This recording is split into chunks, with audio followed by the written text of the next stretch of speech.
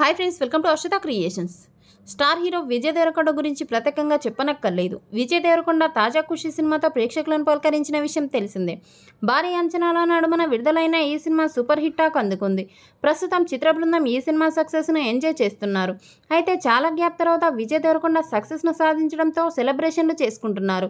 తాజాగా ఈ cinema success ఈవెంట్లో భాగంగా విజయ్ దేవరకొండ మాట్లాడుతూ 100 కుటుంబాలకు కలిపి ₹1 కోటి ఇస్తానని బంపర్ ఆఫర్ ప్రకటించిన సంగతి తెలిసిందే. అయితే ఇప్పుడు దీనివల్ల విజయ్కి కొత్త తలనొప్పులు వస్తున్నాయి. విజయ్ దేవరకొండ ₹1 కోటి ఇస్తానని ప్రకటన చేయడంపై ప్రముఖ నిర్మాణ సంస్థ కాంట్రవర్సీ ట్వీట్ చేసింది.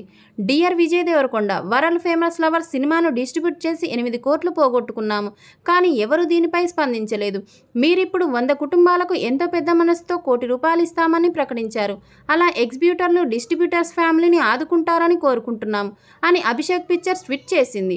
ఇప్పుడు ఈ ట్వీట్ కాస్త ఇండస్ట్రీలో పాత సమస్యల్ని బయటకు తీసుకురావడం మాత్రమే కాకుండా విజయ్ దేవరకొండకు లేని కొత్త తలనొప్పి తెచ్చిపెట్టింది.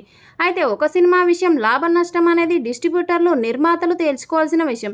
మరి ఇలా పబ్లిక్గా విజయ్ దేవరకొండ పేరు ప్రస్తావిస్తూ ట్వీట్ చేయడం ఏంటి అని పలువురు నెటిజన్లు మాట్లాడుకుంటున్నారు. ఈ వీడియో కనుక మీకు నచ్చినట్టయితే లైక్ చేయండి, కామెంట్ చేయండి, సబ్స్క్రైబ్ చేసి నాకు మరింత సపోర్ట్ చేయండి.